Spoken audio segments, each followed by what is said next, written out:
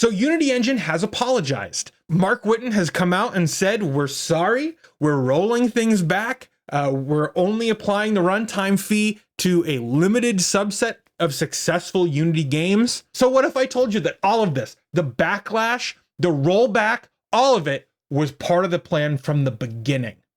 Let's talk about it.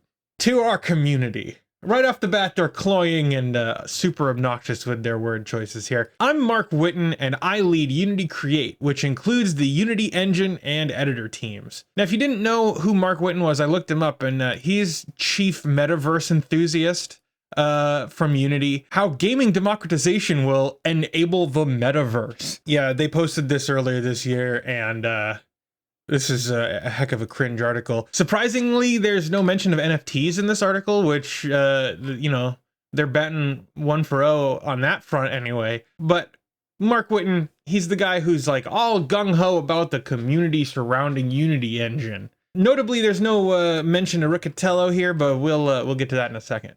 I want to start with this. I am sorry. We're sorry. We should have spoken with more of you, and we should have incorporated more of your feedback before announcing our new runtime fee policy. Our goal with this policy is to ensure that we can continue to support you today and tomorrow, and keep deeply investing in our game engine.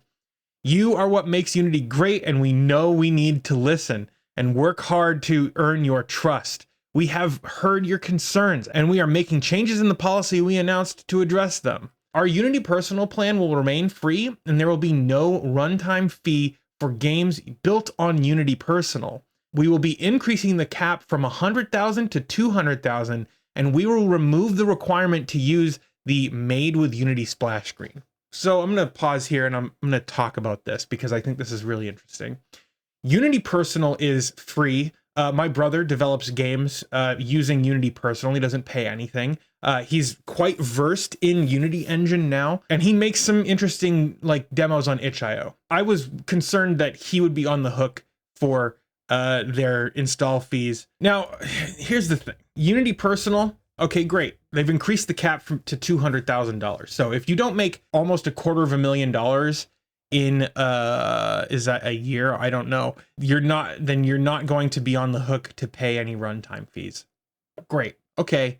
That's cool, right? That they're actually increasing that cap from 100,000. So it's actually now even less of a burden on Unity Personal developers. The thing is, I can't imagine that there are that many games out there that are built with Unity Personal making more than $100,000. And because they have moved here to raise that cash limit, they're probably not losing very much money because the number of games built on Unity Personal probably aren't making that much money to begin with. So this is probably a cynical way to like gain favor with developers out there who are independent and are doing this on their free time.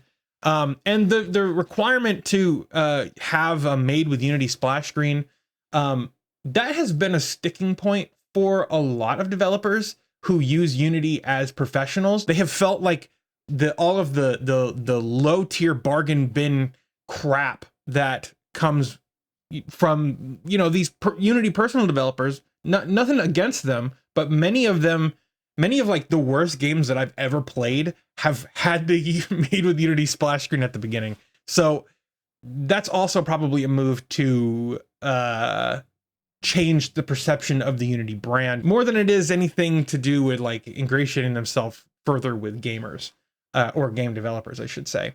Next up, one of the changes is that no game with less than $1 million in trailing 12-month revenue will be subject to the fee. I'm assuming they're talking about the runtime fee.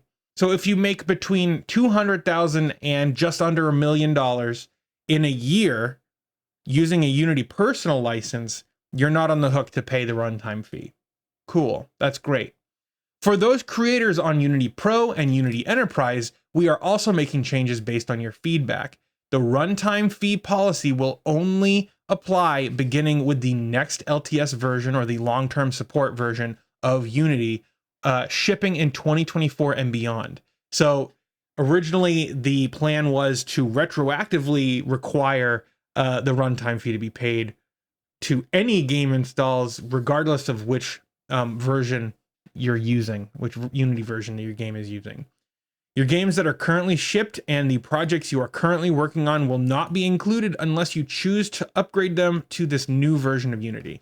See, now this was one of the biggest issues with the runtime fee. The first being the runtime fee is an obscenity to me anyway, on its face.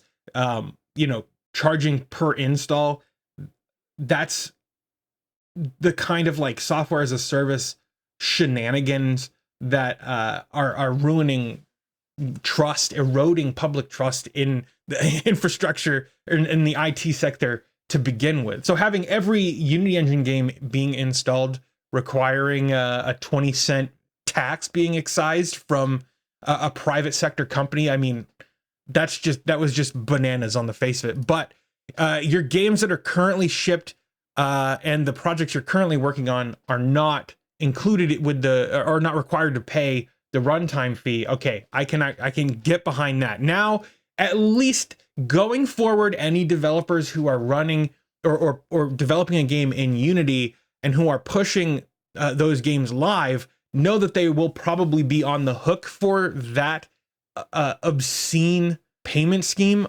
I can see that being a little bit more ethical, even if it isn't at all. There's at least like a modicum of consent from like the game developer and the game engine developer. Credit where it's due, I guess, because they've gone from no consent to a modicum of consent. Okay, all right. We will make sure that you can stay on the terms applicable for the version of Unity editor you are using as long as you keep using that version. For games that are subject to the runtime fee, I told you they were not going to get rid of the runtime fee. This is a thing that they had set their hearts on, and they weren't going to get rid of it, and they definitely aren't. Anyway, for games that are subject to the runtime fee, we are giving you a choice of either 2.5% revenue share or the calculated amount based on the number of new people engaging with your game each month.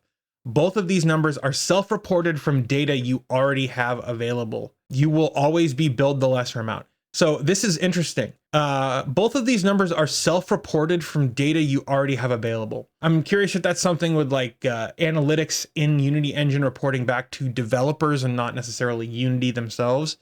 The fact that it's self-reported, dude, I could see 2 years down the line, Unity playing the long game, they just flip a switch and now all of a sudden you have to pay it, and the game engines, the game clients are reporting to Unity the number of times things get installed.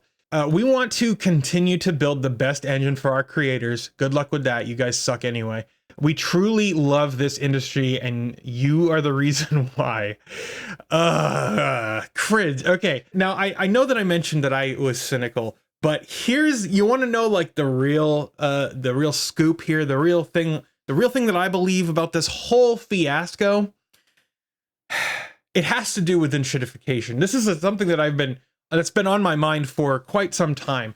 Enshittification means that companies do things that deliberately make their products worse in order to make better versions or alternatives that they are also... Basically, it's selling the poison and the cure, right? I know that this really blew up in Unity space. I know that like the runtime fee rollout thing was not just blindsiding, but like truly disgusting to most Unity devs out there.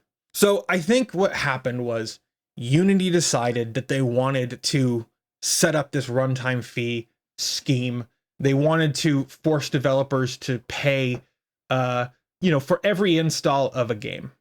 They knew that that would not be palatable to almost anyone in the game dev scene. And so they came up with this plan to release an extremely egregious version of it so that they could roll things back when there was a ton of backlash and have the rollback seem more palatable. Because even if Unity had come out with this scheme before, a lot of people would be upset. And I think that their extreme version of this scheme had a lot more backlash than they were anticipating, and they are rolling things back further than they thought they would with this post. But truly, the enshittification principle applies to marketing as much as anything else. And this is all marketing speak to me.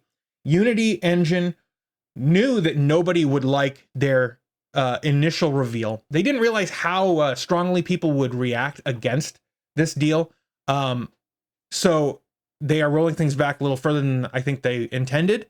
But if they had come out with the revenue stream split like this, without going as far as they did initially, I think people would be pretty mad about it too. So this looks like a compromise as opposed to the imposition that it is on developers running Unity Engine or using Unity Engine. I can't tell you that that's for certain what they did, but that is a tactic in pretty much everything in the gaming industry specifically. I mean, think about how many times Grand Theft Auto has used like outrage to drum up sales, and Grand Theft Auto is one of the biggest video game franchises in the entire world. So I don't know. This is almost palatable. It's almost acceptable. The fact that they're letting current developers stay on the LTS of Unity that doesn't require the revenue split, that's a good thing. But there's this little voice in the back of my head saying this is all just part of the plan. Riccatello is such a scumbag. The Unity has always seemed particularly scummy to me. And I don't know. I think that this is all just part of their plan. I think that things blew up in their face a little more than they intended them to.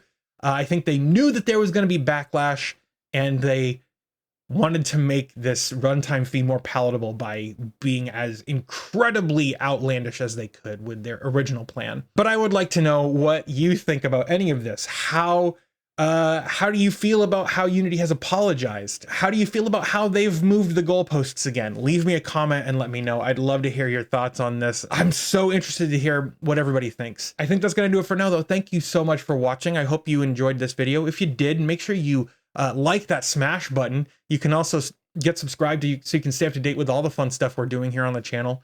I want to thank all of my patrons, my YouTube members, my ViewSync Premium subscribers who make what I do here a reality. It's because of you guys I'm able to keep these lights on, so thank you. That's going to do it for this video. Thank you so much for watching. I hope you all have a great day, and I'll see you in the next one.